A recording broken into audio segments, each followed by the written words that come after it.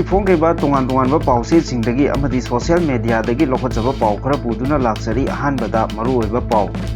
लेंगांगना कुकीबु फ्री थादुना थमलबदी थादौसु नोंगै पियु हाइरकपा याइ हाइना थादौ इनपीना वार्निंग तौरी पीएम मोदीना मणिपुर कायबा याबा थबक तरुकलबदी बीजेपी मणिपुर अमसुंग एमएलए सिंगना येंगदुना लैरोय चप चाना मायोकनगनी हाइना केएस इबोमचाना फोंदोक्रे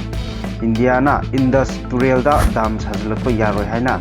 पाकिस्तान की आर्मी चीफ ने खंगलक्रे सेंजा थुमजा ड्रग का मरी लेना पुलिस पर्सनल मंगा सस्पेंड तौरे ड्रग की केस चेनबसिंग चप चाब थबक लौटकनी है डीजीपी ने फोंदोक्रे रामबाई तेंगोल की तुचिंगपुरेल कोरोंगान खुमन की अपडेट का लोनना Aadhaar card voter card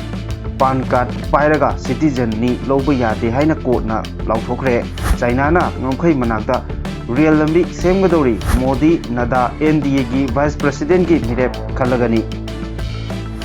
governor पाउजेल पिरकली दिल्ली हाई कोर्ट की जज यासवान वर्मा मफम लौथोकनबगीदमक लोकसभा की स्पीकर मेंबर अहुम साबा पैनल सेमख्रे मणिपुर की सिक्योरिटी अमसुंग डेमोग्राफिक बैलेंस थमनबगीदमक मितोपसिंग मरमदा हलनकिगदबनी हाइना एक्सएम एन बिरेना फोंदोरकली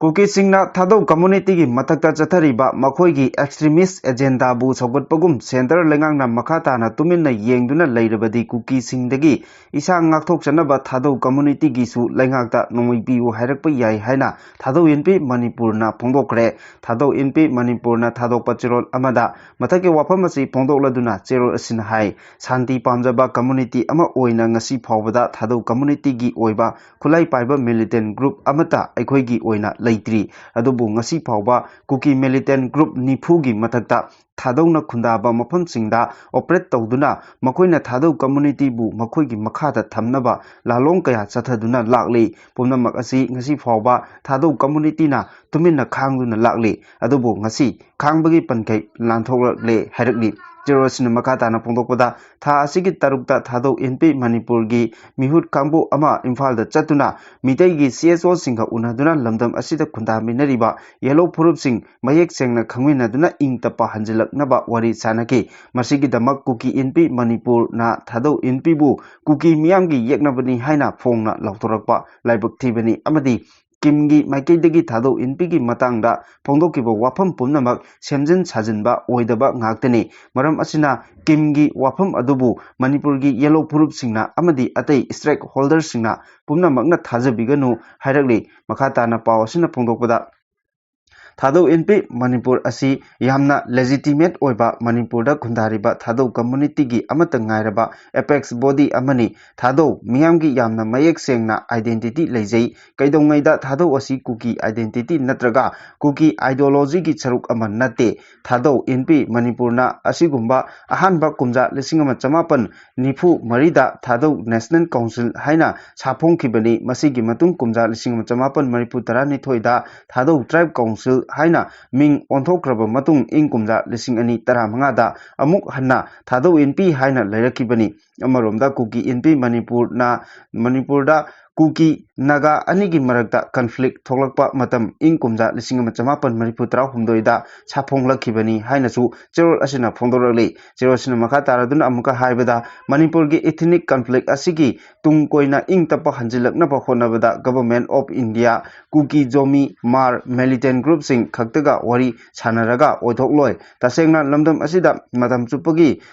इंग तपा पुरके हारबदी लमदम असिदा खुंदामिनरिबा येलो फुरुप सिंगी मरकता वाखल तामिनबा मतम अदु खक्तदा ओइरोकनी कुकी एनपी किमना मतम चुपदा सु ग्रुप सिंगी बहुत सिंदना वांगांगली किमना कैदोंगैदा मणिपुर की कन्फ्लिक्ट असिदा हक्थेंगना सोखलकपा कम्युनिटी सिंग मरु ओइना थादौ कम्युनिटी की बहुत सिंगिबा लैते सेंटर सु ग्रुप हौजिक वारी सानरिबा असिदा थादौना थाजब लैते गवर्नमेंट ऑफ इंडिया ना मणिपुर की टेरिटोरियल इंटीग्रिटी काहलोय हाइरी अमरोमदा सु ग्रुप सिंगना मखोई की ओइबा यूनियन टेरिटोरी अमा डिमांड तौरी मरम असिना चथरिबा वारी अजि मियामबो थाजहनगे हाइरबदी नाकल अनिमक ट्रांसपेरेंट अमदी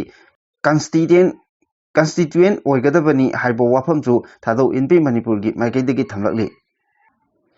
लोना यादव थबक अमता सेंटरना मणिपुर तौरकदब नत्ते करिगुंबा मणिपुर मियामना पामदबा मणिपुर कायबा याब थबक प्राइम मिनिस्टर नरेंद्र मोदी ना तौरकलबदी बीजेपी मणिपुर अमसुंग एमएलए सिंगना येंगदुना लेगदब नत्ते अदुगुंबा फिबम अदु लागलबदी इमा लेपाकिदमक लेप्तुना चप चाना मायोकनगनी हाइना लमलाई केंद्र के एमएलए के एस इबोमजाना फोंदोकरे वाफम मसी बीजेपी लमलाई मंडलना सिंदुना इंडिपेंडेंस डे गा मरी लेनना पांथोकिबा हर घर तिरंगा गा मरी लेनना चटकिबा खोंगचता फोंदोकिबनी नोंगदा एमएलए की यूमदगी हौदुना लमलाई फाव चटकिबा खोंगचट अदुदा बीजेपी मणिपुर की बीपीएन निम्बास याउना बीजेपी लमलाई मंडल की लुचिंग सिंह सरुक याखी थौरंगा मरी लेना के एस बोमचाना मखाताना हाई सेंटरना हौजिक मणिपुर तंगदु लेताबा पुरक्नबा कन्ना होनरी हाइबसिदी मयेक सेंगलबो वाफमनी मणिपुर हौजिक ओरिबा फिबम असि अथुबा मतमदा लाक्सिनबा यादबा फिबम ओइदबना मियामना हेना अवाबा थेंगनबनी लैरिबा फिबम असिदा लेंगाक सेंबदगी तंगदु लेताबा हाना पुरकपना मरु ओइ हौजिक लान असि अरोइबा ओइद्रिबना लेंगाक सेंबदा मपुंग फाबा ओइरोइ मरम असिना मेजॉरिटी नंबर लैरबसु हौजिक लेंगाक सेमनबा होनद्रिबनी हौजिक सेंटर लेंगाकना मणिपुर की अफब क्या तौरी मणिपुर मियामना पाजबा ILP चना हलकले बोर्डर फेंसिंग खाबगी थबक तौरी रिजर्व फॉरेस्ट कन्नबा मणिपुर लेंगाकना कन्ना होनरकपा मिटोप खंदोकनबगी होनरिबा पुनबक असिना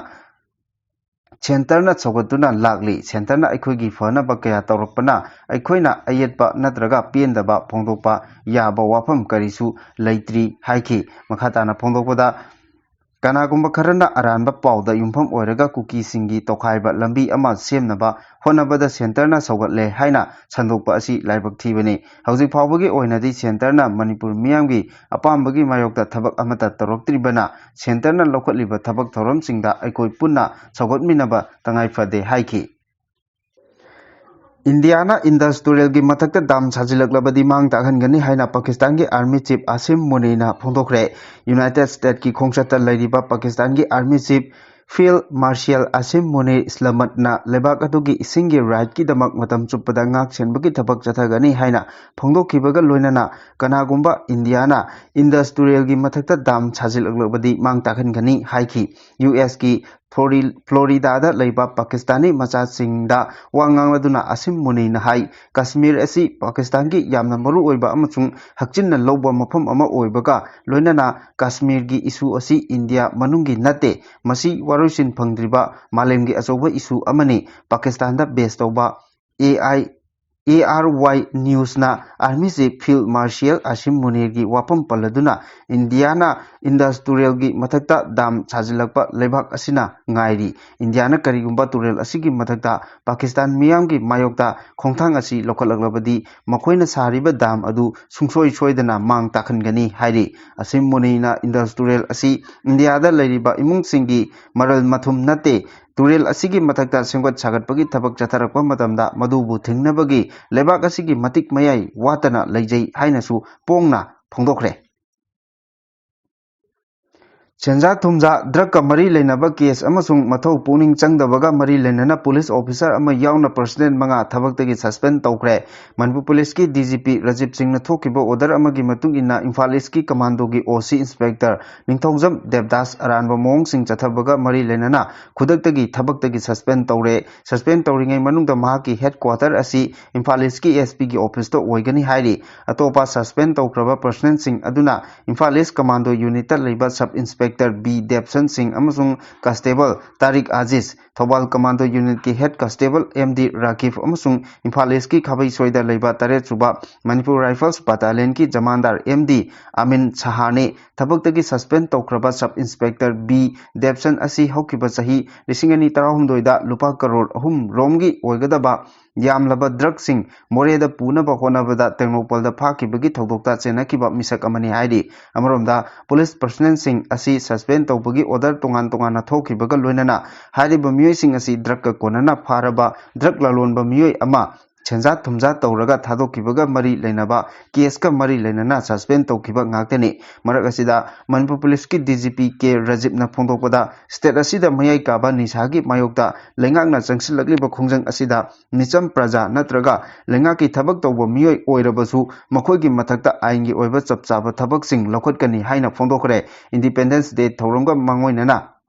Manipur Police Department na sinduna hapta Kangjaibungdagi Manipurgi Governor yauna lamthakiba Har Ghar Tiranga bike rally gi thoramda Manipur Police ki DGP na wafam asi handak Manipur Police ki president manga thabaktagi suspend tawkiba aduga mari lenana phongdokibani mahana makhata na hai state asi khak natana lebak asi gi North Eastern region singda drug ki case ka mari lenana Thabak sing kumna yengsinduna thabak paikhatlagli madugi manung channa state asidasu thabak kaya lokotpa hokre masida natana law and order gi oiba issue kaya su lairi adum oinamak police pu oirabasu michambu oirabasu drug ki case ka mari lenaba tarabadi makoi gi mathakta lokotpam thokpa thabak singdi adumak chap chana lokotkani haikre Makha tarakpa pauda ngasi 13 August athauba singi numit ka mari lenana Arambai Tengol gi Lusing Porel Korongan ba khumanna asumna update piragli angakpa lebak haibaduni ngasi 13 August nina athauba koireng Tikendrajit Thangal General gi photo puthokuna lei katnaga lebak ninggadori aduga athauba makoibu hatpada yauriba lebak asibu ot naikiba loinam British ki maru oiba Maxwell Hanuba aduga mawa leiraba Sanatombiga aronba mari thambai warisi phajeyena yamna thak wangna thangatuna lairikta haplaga tamnari athauba koireng haibadi Tikendrajit asi Sanatombi mahakidi makhurani aikoigi iripak ifuruki damak thawai katkiba athaubabu ikaiba piba natabra kari lebak khuningno aikoina ninglibase haina asumna nuaitana post tawrakhi Ining thau laisema sana jawba MP na parliament pukhatkiba wafam sing Arambai Tengol gi Lusing Porel Korongan ma khumanna asumna update pirakli Ahanbada demand to grant classical language status to Manipur Meiteilon and Meiteilon language anisubada inclusion of Manipuri language in Manipuri script on Indian currency note Aumsubada demand to set up a special task force for protection of archaeological site and historical monument of Manipuri state Marisubada demand for establishing Indian Institute of Science Education and Research IISER in Manipur Mangasubada demand for opening examination center for UPSC other examination in Imphal Manipur Taruk Subada demand to delete 8 assembly constituencies from the 2 outer Manipur parliamentary constituency and their conclusion in 1 Manipur parliamentary constituency. Tare Subada demand for conversion of Manipur University of Culture to a central university. Nipan Subada demand to grant declaration of Kangla, the ancient capital of Manipur, as World Heritage Site. Mapan Subada demand for inclusion of ethnic indigenous community Meitei in a ST list under Article 342(1) of Indian Constitution. 10 demand for lands. Central sponsor Pony project in Manipur like Tiger project of India government. Taramatoi Subada demand for resolving Indo-Myanmar border issue and completion of fencing on Manipur-Myanmar border. Taranitoi Subada demand for resolving Indo-Myanmar border issue Manipur sector at diplomatic level. Tarahumdoi Subada demand for conserving Loktak Lake and Kaibul Lamjau National Park. Taramari Subada demand to allow writing both in Bengali and Meitei script in UPSC IAS Manipur literature optional paper. Taramanga Subada demand to check population growth rate in Manipur. Taratruk Subada demand for a rehabilitation package and a long-term solution for peaceful coexistence in Manipur. Taratre Subada demand to expedite the ongoing infrastructural work for National Sport University NSU in Manipur. Tranipal Subada demand to declare the Ima Kaithel Women Market of Manipur as a living cultural heritage site. Taramapal Subada demand to maintain the safety and security of the national highways of Manipur. Kun Subada demand for speedy completion of Jiribam Imphal railway line project. Kunmathoi Subada need to establish an AIIMS hospital in rural area of Manipur. Kunithoi Subada demand for proper implementation of Manipur merger agreement 1949, particularly last para of article Nepal. Kunihumdoi Subada concern over reclamation of the Kabo Valley to Manipur, India. Kunithoi Ngapigani Kunmari Subad demand to delete elegant American prior to any form of alternation in the existing electoral constituency of the Manipur कुनमंगा सुबदा demand for detection identification and deportation of illegal Myanmaris and Bangladeshis from Manipur before the commencement of the national census and the delimitation process haina asumna update pirakhi मखा तारकपा पाउदा कनागुंबा मियोय अमबु Aadhaar card PAN card नत्रगा voter ID card पाई हाइदुना India की सिटीजन ओइना लौबा यादे हाइदुना बॉम्बे हाई कोर्ट ना फोंदोखरे बांग्लादेश तगी अयाबा याउदना चंगलकिबा मियोय अमा बेल पीखिबगम लोइनाना हाई कोर्ट ना वाफम मसी फोंदोखिबनी हारिबा मियोय अदु सासिननबा चे चांग पाइरगा इंडिया दा सही तरा हेना लेरंबा थेंगनकिबनी जस्टिस अमित बोरकर की बेंच अमना हाइकी सिटीजनशिप एक्ट करंबा मियोयबु इंडिया की सिटीजन ओइगदगे हाइबा वाफम मयेक सेंगना पल्ली आधार कार्ड पान कार्ड अमसुंग वोटर आईडी ना सिंगबसिंग डॉक्यूमेंट सिंग असिना असिदी इचम चमना कनागुम मियोय अमगी मसक ममिंग खंगनबगी दमकता पीबा सक्ताकचे मखल अमनी कुमजा लिसिंग अमा चमापन यांखै मंगादा पार्लियामेंट ना सिटीजनशिप एक्ट पास तौकिबगा लोइनना करंब मियोयबु लेबाक असिगी सिटीजन ओहनगदगे हाइबगी मतंगदा मयेक सेंगना फोंदोप लैख्रे अयाबा याउदना मपाल लेबाकतगी चंगलकपा मियोयसिंग लेबाक असिगी सिटीजन ओइबा ओइना लौबा यादे सिटीजनशिप एक मतुंग इन्ना कनागुंबा मियोय अमबु लेबाक असिगी सिटीजन ओइबा अमसुंग ओइदबगी वाफम लेपकदबनी इंडिया की कॉन्स्टिट्यूशन ना सेमक्रबा मतुंग इंडिया अमसुंग पाकिस्तान खाइदोकनबदगी करम मियोयबु लेबाक की सिटीजन ओहनगदगे हाइबगी मतंगदा लेरंबा चयेनबा पुमनमक कोखनखी पार्लियामेंट सेमलकपा लोगी मतुंग इन्ना करम मियोयबु लेबाक की सिटीजन ओहनगदगे हाइबदु लेपतुना लाखिबनी इचम चमना पान कार्ड आधार कार्ड अमसुंग वोटर आईडी कार्ड पाइरे हाइबगी दमक कनागुंबा मियोय अमबु लेबाक असिगी सिटीजन ओइना लोफम थोकते हाइनसु कोर्टना फोंदोखिबनी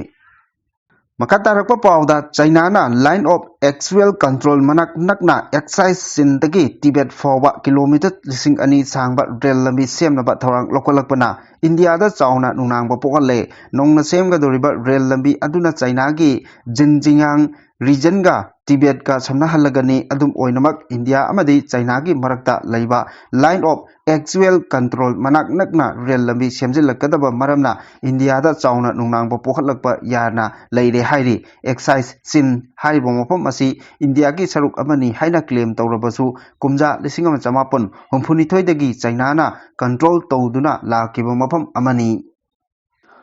प्राइम मिनिस्टर नरेंद्र मोदी अमसुंग बीजेपी की president JP Nadda national democratic alliance की ओइना वाइस प्रेसिडेंट की मिखलदा मिरेप ओइगदबा मियोय अदु खलगनी एनडीए की लुसिंगबना न्यू दिल्ली दा अवांग थाकी मिफम अमा पांथोकलबा मतुंगदा लेबाक की हांगदुना लरिबा वाइस प्रेसिडेंट खन्नबगी मिखलदा एनडीए की मिरेप पुथोकनबगी थौदांग प्राइम मिनिस्टर नरेंद्र मोदी अमसुंग जेपी नड्डा सिन्ननबा वारेप लौखिबनी मिफम अदुदा सरुक याकिबा parliamentary affairs minister Kiren Rijiju ना पाउमिसिंगदा हाइकिबदा प्राइम मिनिस्टर मोदी अमसुंग बीजेपी की प्रेसिडेंट खनबा मियोय अदुदा एनडीए की पार्टी नसु खुदिंगमक मपुंग फाना सौगतनबा वारेप लौरे मिफम अदुदा union home minister Amit Shah Shiv Sena Shrikant Sindhu Lok Janjati party की चिराग पवान टीडीपीए की एलके देवरालायु अमदी आरपीआई की रामदास अथवालेसु सरुक याखी मखा तारकपा पाउदा MP अंगोमजा Bimol अगोइजमना Mahake Facebook account दा असुमना पोस्ट तौरकली हंखिबा वाहंगसु अमुक लौथोक प्रेसिडेंट रूल की मखादा लेंगाक लिबा स्टेट की इशूबु स्टेट सब्जेक्ट नि कायना हाइजिन नोय मंगाइरे भोटसु हुरानबा कॉन्स्टिट्यूशन सु पुंचाई चाइरे हाइना असुमना नुंगाइतना पोस्ट तौरखी अथौबसिंगी निंगसिंग नुमिका मरी लेनना गवर्नर पाउजेल पिरगली एंग्लो मणिपुर वार लिसिंग चनिपान मणिपुर ड्रामा थोइदा ममा लेबाक की दमक थवाइना पोंथा पीखरबा अथौबसिंग इकाई खुमनादुना पांथोकदबा पेट्रोइट्स डे गा मरी लेनना मणिपुर की गवर्नर ना मियामदा पाउजेल पिरगली नुमित असिना लाकपदा मियाम की थौना फोबा इपाइपु सिंह बीर टिकेंद्रजीत थंगाल जेनरल चिराई नागा पुखरंबा काजाव निरंजन सुबेदार अमदी मसक खंगौद्रबा अथौबसिंगना ममा लेबाकपु ब्रिटिश की मकुतगी कन्नबा थौना फना लांथेंगनकिबा अदुबु नौहौनना निंगसिंगहली ब्रिटिश की मकुता माइथीरगनी खंगना खंगना लांथेंगनकिबा अदुमकना मकोइगी ममा लेबाक निंगबा अमदी थौना पबा मथौ अदु मयेक सेंगना उतले हाइदी थौरंगी नुमेट असिना लाकपदा धर्म जात बिजात खाइदना अखोइ पुमनमगना अमत ओइना नेशन की निंगतमनबगी दमक इंटीग्रिटी की दमकता पुन्ना लेमिनरेसी हाइना याइफा पाउजेल पिरगली Lok Sabha ki Speaker Om Birla na Delhi High Court ki Judge Yaswant Verma gi mayumdagi yamlaba senpham kaya phagatkibaga mari lenana hariba judge asibu mafamdagi lauthoknabagi damak Lok Sabha gi member ahumna saba panel ama semle haina Lok Sabha mifamda lauthokre. Speaker na makhata na phongdoladuna judge asibu phamdagi lauthoknabagi damak nauna semlaba panel asina yauriba member sing adudi Supreme Court ki Judge Arvind Kumar, Madras High Court ki Chief Justice Manindra Mohan Srivas Bhata amasung Juris VP Acharya hariba member ahum asina Justice Verma gi mathakta siriba moral sing asibu thigatlaba matung Lok Sabha gi Speaker da athuba matamda final report pikhalakadabani haina khanghanki. Hariba judge asibu lauthoknabagi damak punna opposition amasung ruling gi MP chama 93 na motion oina pukhatuna senja thumjada chenai hariba Justice Verma asi mafamdagi lauthokadabani haina demand tawkibani aduga motion asipu Speaker na ayaba piraba matung hariba member ahumna saba panel asi semduna panel asigi final report athuba matamda Speaker gi khutangda Lok Sabha da pikhalakadabani haina instruction pikibani panba yabadi karigumba High Court natraga Supreme Court ki judge amabu mahaki mathakta criminal natraga senja thumjaga mari lenaba charge sing laglabadi Indian Constitution na piriba article 124 gi makhada maral siriba judge adugi mathakta proof tawduna investigation pinabagi ayaba piri ningsingba yai sahi asigi March 13 da Justice Verma gi Delhi da leiba mayum mai chakpagi thodok amada fire service amadi police singna mai kanbagi thabak chathaba matamda masing yamlaba senpham sing lotuna thamlamba thengnarakibani. Makatarakpa atopa pau amada lamdam asigi security amasung demographic balance asi thamnabagi damakta Myanmar amadi Bangladesh tagi lakiba illegal immigrants sing asi masak khangdoktuna deport tawgadabani. Rajya Sabha gi MP lesem machana jawbana issue asi parliament ta pukhatkibagi damakta su thagatpa phongdorakli haina former CM N Birena mahaki ex ta thagalakpa chirol amada phongdorakli. Makatana phongdokpada MP sana jawbagi maikaidagi yamna thongna fana parliament ta Manipur gi identity security amasung demographic balance ki yamna maru oiba issue ama oiriba Myanmar amasung Bangladesh tagi state asida ain kaina changsilakiba illegal immigrants sing masak khangdoktuna maramda halan khinabagi wafam pugatkiba adumak pu thagatpa phongdorakli atopa MP kaya amana issue asigi matangda tuminna laikrabasu MP sana jawona thongna laina amasung yamna mayek sengna singnaba amati yaudana Manipur gi issue asibu house ta pukhatki masi icham chamba administrative ki necessity ama nate Manipur gi right culture amasung lamdam asigi miyam gi tungi laibak ngak senabagi damaktani haiki. Makatarakpa aroiba pauda editorial kalamdagi machangoiba amtang lokhachari miyamgi khandaba politician singdagi miyamna sectionba matam oire lengangna senjin bidraba lambi sing miyamna semba horakiba asina lengangna miyamgi yaifanaba karisu tawdre miyamna mikal pangthoktuna mihut oina lengaki thogai panaba thakiba legislature singna mariba miyamgi yaifanaba honabagi mahut tangban langna henna lumna lawduna lairakibadagi miyamgi punsi amasung lanthum ngak senba ngamdre. Makoigi mafamda maribak miyambu nungsiba ngamdaba amadi maribak maramdambu chakhotpagi maikeida khumang choksilhannaba honabagi mahut tangbalna hena lumna lawringaida maribak macha illegal immigrants singna lamdam asi langoi chankibata natana makoina yelongmi singdagi masing henduna makoibu khubang nungda thamlakibadagi yelongmi singna maramda karisu tawba ngamdabadagi malemgi laimaidagi khongol mutkiba yabagi pibamda lairakle. Illegal immigrant amadi mitok miyancha singna langoi chankraba phurup asi machet tana thugainaba lalongda saruk ama oina ing kumja lesingani kulumdoi me ohumdagi chin kuki jo terrorist singna khanghodana meitai miyamgi mathakta landaraktuna paktaknana mihat pa yum kai mai thabadagi lanjenara kiba miyoi lising humpu hena relief camp da changrapam lawduna leiri mayum makai mai thadokibadagi lanjena kiba maitai singna masa masa ki mayumda hanjinba ngamdana lairakiba chahi ani hele loinana lanjenara kiba singi ingkhol yumphamna chingba lairami haiba fawba khangdaba yaunare. Masida natana singya tamyada leiba maitai singi labuksing makoina khudum chansinduna thamkibadagi law uba ngamdabagi wathok leiri amaromdana central government na langi warosin purakpagi namada buffer zone semduna maitai sing changbada athingba thamli. Masida natana miyamgi lifeline oiriba national highway singda maitai singna chatpada athingba thamba ꯃꯤꯌꯥꯝ ꯑꯃꯗꯤ ꯂꯩꯉꯥꯛꯅ ꯀꯔꯤꯁꯨ ꯇꯧꯕ ꯉꯝꯗꯅ ꯂꯩꯔꯦ꯫ ꯍꯧꯖꯤꯛ ꯑꯣꯏꯔꯤꯕ ꯃꯅꯤꯄꯨꯔꯒꯤ ꯐꯤꯚꯝ ꯑꯁꯤ ꯏꯜꯂꯤꯒꯦꯜ ꯏꯃꯤꯒ꯭ꯔꯦꯟꯠꯁꯤꯡꯅ ꯌꯦꯜꯂꯧꯉꯩꯁꯤꯡꯒꯤ ꯃꯊꯛꯇ ꯃꯈꯣꯏꯅ ꯂꯩꯕ ꯑꯃꯗꯤ ꯌꯦꯜꯂꯧꯉꯩꯁꯤꯡꯅ ꯑꯃꯔꯣꯝꯗ ꯃꯔꯝꯗꯝꯗ ꯃꯅꯤꯡꯇꯝꯅ ꯍꯤꯡꯕ ꯉꯝꯗꯕꯒꯤ ꯃꯌꯦꯛ ꯂꯥꯔꯕ ꯈꯨꯗꯝ ꯑꯃꯅꯤ꯫